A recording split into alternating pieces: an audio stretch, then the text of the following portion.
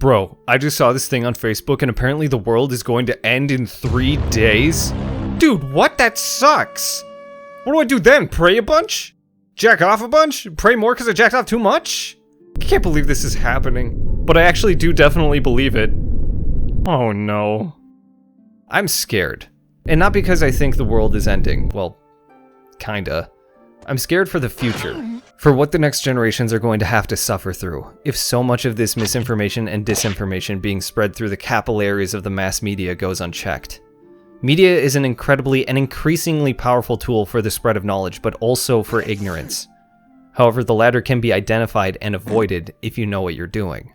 Media literacy. It is not only the ability to physically read media, but the skill to parse important information and make reasonable ascertainments from all forms of media, not just reading. In other words, it will help you understand what's really true. This video is going to cover the basics of media literacy and is not meant to be an all-in-one full comprehensive guide to being right about everything forever. I'm not qualified to make something like that because I'm wrong all the fucking time. Sometimes. The most important skill to have when exposing yourself to the news, advertisements, Reddit forums, the internet in general, or TV if you're fucking old, is logic and or critical thought. I don't know how common the skill of critical thinking was before the internet, but it appears to be dwindling in the general population just based off how gullible the average person seems to be. This gullibility wouldn't be a huge deal if only the gullible individual was the one getting scammed and embarrassing themselves at dinner parties. But the issue is that enough people are falling for this shit that it's even affecting those who aren't. These scammers are making so much money off the gullible that they're able to afford more involved and advanced means of scamming, making more and more people fall for their shit. And these embarrassingly misinformed takes your asshole in-laws have are a shared belief by a large community that could influence your entire government. Although people used to buy snake oil, so maybe we've always been stupid. Either way, media has evolved to grab people and shove them into echo chambers that are invisible from the inside. They do this by showing you an absurdly frustrating or frightening headline, hoping that you take the bait and read it. If it aligns with your views, then it's possible you'll believe it. At this point, they got you. These media companies will then continue feeding you shit that fits your beliefs and push you towards an extreme. Now you are the asshole in-law. The key to avoiding this pitfall is to doubt. Doubt everything, including me. When someone shows you a ridiculous story or image, doubt it. When you see a rage post on Reddit about some hearsay bullshit, doubt it. Doubt is a very potent tool against mis- and disinformation. This doesn't mean to just ignore what people are saying either. You need to ask questions. Clarify it. If someone tells you this particular political party wants to enforce everyone to eat their own shit, ask why. Why would they want to do that? Who would support that? What is the gain? The benefit? How would someone even go about convincing others this is a good idea? Question it. Why is one of the most powerful words in your vocabulary arsenal. This is the starting point for critical thought.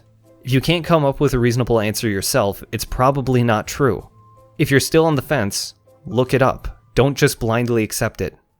So maybe just saying, look it up, isn't clear enough. I know the phrase is the common battle cry of the Andrew Tate cult follower type, but to actually look it up requires a little more effort than just Googling, "Why am I right?"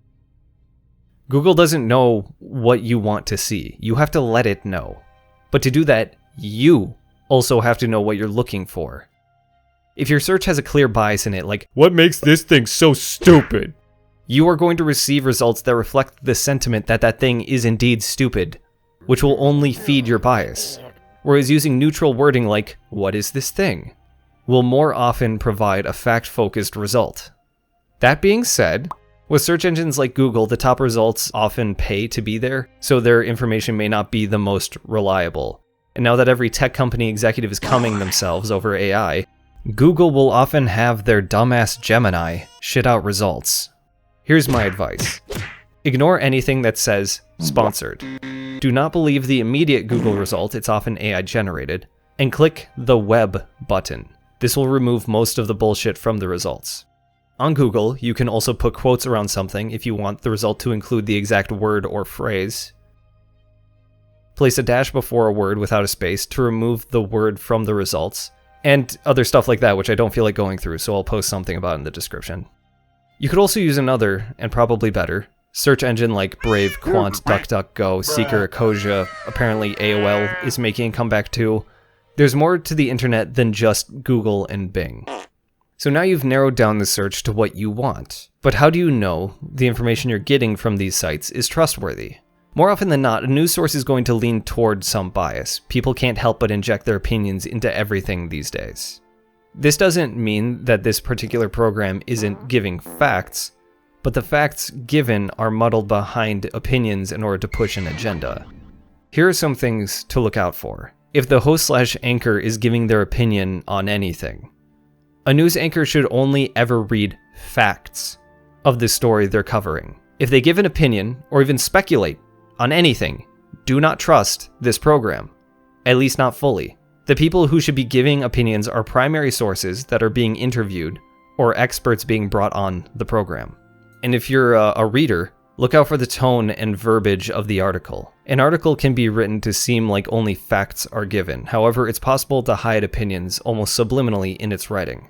This can usually be spotted in the headlines of articles like, "Harry Dick Gumption slams the libtards on their gay ideas," or "Howard Fartberg rallies chuds to fuck up everything we know and love." Okay, those are a bit extreme. Here's a real headline. Bill Cosby sex assault trial. Judge allows only one other accuser to testify, not 13. It's pretty harsh, and it makes it sound like the judge is siding with Cosby, as opposed to, judge allows testimony of another accuser in Cosby case. This is a much more neutral headline describing the same event. These headlines give you an idea of how these news organizations view the topic before you even read the article. It's a quick way to gauge the bias of the author and organization. These are just a couple of examples of biases in headlines alone. Check out the University of Washington's guide on how biases are shown in headlines if you want to learn more. It's a pretty quick read. But how do you recognize bias in an article when the headline is neutral? This is a little trickier because it's more subtle. Similar to headlines, look for wording that praises or disparages one side. Also note how much attention is given to either side and the context. This is called tone, and it would take an entire video just to try to explain how it works. So here's another guide to help. This one's a little longer. Another important thing to keep an eye out for is data. If a news article or program says the all too common phrase, "in a recent study," or "research shows," without giving the name of the study, scientific article, research is involved, or even the source, don't trust it.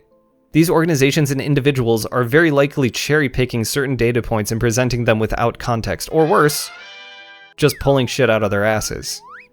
Even when evidence or data is presented and properly cited, make sure you understand what it is trying to convey and why it's being used. Sometimes the data used isn't actually related or very loosely related to what is being discussed and doesn't prove much of anything. Or it's highly manipulative, or flat out wrong. If something is properly cited, you then have the power to look up this particular study and see how closely it relates to the topic. That is, if it's open access or you have a subscription that allows you to. Unfortunately, many scholarly articles are locked behind subscription services. Even then, it is still possible for a scholarly study to be created with ulterior motives to push agendas, or cover something up with the guise of legitimate research. There are plenty of predatory journals out there that are purely functioning for profit by publishing anything without any kind of real peer review or because they're paid off by some giant corporation. One way you can identify shadiness in a scholarly article is by checking the acknowledgements and conflict of interest sections of said article. If neither of those things are there, that shit ain't real. These sections will show the parties that funded the research. It's important to note the funding sources because it can help you understand why the research was conducted in the first place. For example, say research on how a unique substance interacts with a biological system was conducted by an accredited university and was funded by a large pharmaceutical company. Even though it is funded by a big pharma company, I would still trust this because the company is likely using this research as a means of developing a new drug. And since this drug doesn't exist yet, they would have no reason to lie about anything. But if the article covered the effects of a drug that is already on the market and under suspicion of being ineffective or even harmful, I would not trust the research if it was funded by the company that makes that drug. This is a clear conflict of interest. It would appear they are paying for specific results and should not be trusted. A couple of tools to help find trustworthy journals are the Directory of Open Access Journals, the Committee on Publication Ethics, Open Access Scholarly Publishers Association, the International Association of Scientific, Technical, and Medical Publishers, or PubMed. There are multiple layers or levels of sources starting with primary, then secondary, tertiary, and so on. The difference between these is the level of exposure to the event or story. For instance, an eyewitness to a bank robbery is a primary source. The local news covering the story is a secondary source. And the dumbass tweeting the news story while blaming it on the deep state is a tertiary source. As you move farther away from the primary source, you start to lose pieces of the picture, the context. The secondary source will often omit information and add opinions to paint an altered story. Then someone will see that story and get a different idea of what happened, form their own opinions, and then tell their distorted, altered version of the event. These can then be reposted and retweeted, continuing the misinformation train. Context is super important. And this is where most people fail to actually see the whole picture. Too many people are getting their information from sites like Twitter and Reddit, from highly biased sources that don't provide the full context. It's fine to initially learn about a topic from a social media platform like this. However, it is not a substitute for true journalism. But primary sources can also be very biased, just based off personal beliefs. So how can we trust anything? We have to use those biases to our advantage. When watching the news, reading an article, or seeing some post online, use the things we've talked about to identify the biases of the source. Then try to look up the same story, but from the other side's perspective. Do this 4 to 8 times. The things that both sides say are your facts. Why would two opposing sides that are trying to sway your opinion give you the same information if it wasn't true? It is also possible some of the things stated on one side that are omitted by the other are also true, but those you have to take with a grain of salt because you can't know for sure without evidence. And if you want to make your search for the truth easier, check out Ground News. It's a fantastic service that will basically do what I just talked about for you. It retrieves information from multiple sources covering the same story and consolidates it into the facts. It also shows key points both sides are making, as well as shows the network's general biases, so you can stay informed without being manipulated. I think it's free to use too, at least the browser version. There are subscriptions, but they seem to give extra functionality rather than lock you out completely. Also, this video is not sponsored, I just really like this site. But hey, Ground News, if you want to toss me a couple bucks, I'd be happy to be your shill. Unfortunately, Ground News will not assist with the hellscape that is social media, so you'll have to employ these tactics on your own there. The last thing that is becoming more and more difficult by the day is identifying AI images and videos.